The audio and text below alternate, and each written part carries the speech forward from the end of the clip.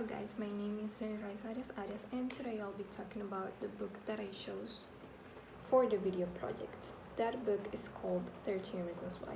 I chose that book because we can find everything on that book. We can find death, love, guilt, rape, reputation, and a lot of things. So, that book takes place in Crestmont. The story takes place in Crestmont. Crestmont is a town that I believe is fictional because in the book it is not mentioned in which state it is. It is only mentioned that that person lives in Crestmont. And that story we have Hannah Baker. It goes around Hannah Baker, where it's our main character. Hannah Baker is just a regular teenager. She has 17 years old. She goes to high school. She has several friends and stuff like that. Everyone got triggered because Hannah decides to take away her own life. She committed suicide. So, in the story, we are able to know why Hannah committed suicide. Hannah recorded 7 tapes with 13 recordings. That means that only one tape had only one side. The other ones had 2 sides with 2 recordings each. So, in that case, Hannah left a person, and that person had to mail the tape to everyone she wanted to know the reason, and everyone she wanted to let to know that they influenced on the decision that she took. So in that moment we have to mention our another main character, that is Clay Jensen. He was a friend of Hannah, and he was secretly in love with her, but he never told her about how he felt. So Clay receives the tapes, and that's where the story begins. He receives the tapes with some instructions. He needs to hear them, and he needs to go everywhere that it's mentioned in the tape. So he's able to recreate the scene that Hannah wants him to feel and to know. Okay, so in that, it's when we have to mention our principal characters, the ones that were tied and that had to do with Hannah's suicide. I'm going to read them because there are too many.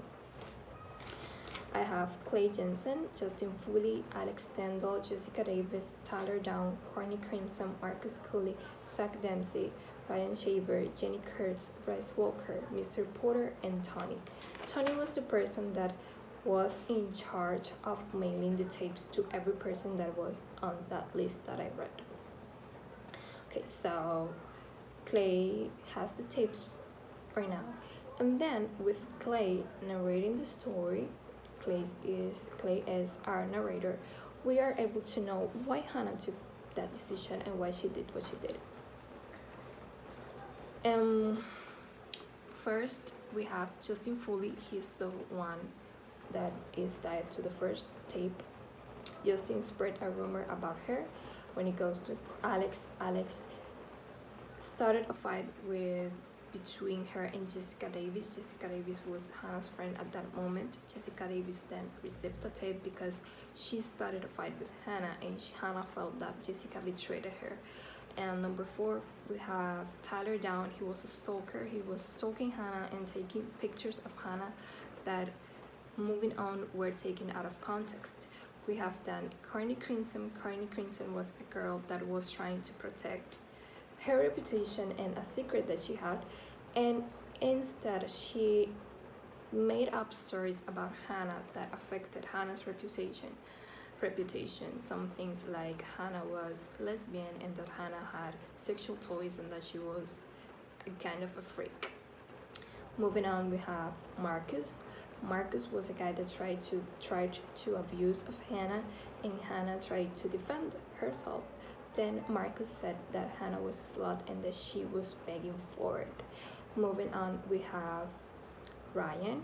Ryan was a reporter and a writer, and he offered Hannah help, and Hannah trusted him, writing a poem that was very personal. And when she clearly stated that she was feeling sad and she was thinking about awful things, maybe the suicide. So Ryan took that poem because he felt that it was artistic and published it.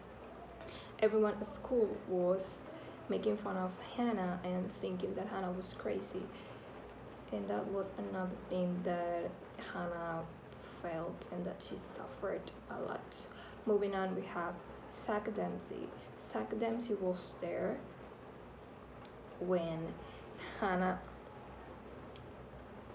and Marcus had that situation when Marcus tried to force Hannah, and he did nothing, but he always felt bad about it.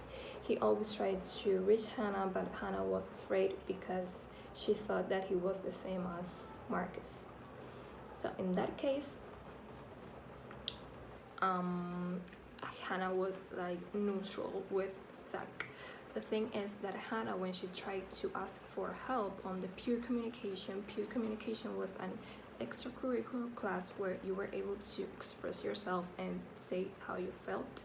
She clearly stated on a note that she was thinking about committing suicide, but Zach stole that note and no one ever knew that she was thinking about it. Moving on, we have Clay. Clay has a tape, but Clay was not guilty about Hannah's suicide. She only wanted to let him know that she always loved him and she always cared about him, and that maybe if he will say how he felt, she was still alive. Moving on, we have another tape for Justin Foley because we realized that Bryce Walker raped Justin Foley, Jessica Davis, and Jessica at that time was the girlfriend of Justin, and Justin let that happen. Then we realized that Hannah was present as well when that crime happened, but Hannah was hiding at a closet. Hannah felt always guilty about it and always blamed Justin. Moving on, we have the tape of Jenny Curtis. Jenny Curtis and Hannah were in a party someday, and when they were going home, they had an accident and they crashed to a stop sign on the street. They never reported that, and because of that, a guy died. Hannah then felt more guilty, and she was like dry and going insane because a person died because of her. I'm sorry, I'm going to. Moving on, we have the tape to Bryce Walker. Bryce Walker was the rapist that raped Jessica. And then we discovered that Bryce Walker also raped Hannah. So that was like trauma after trauma for Hannah because she felt that she had nothing left and that she wasn't able to talk with anybody about what happened.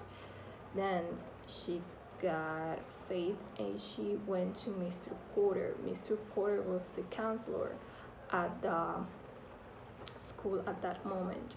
She was asking help, but Mr. Porter tried to handle the situation professionally, but on that time Hannah felt that no one was able to help her because Mr. Porter didn't take what she felt and what she went through seriously.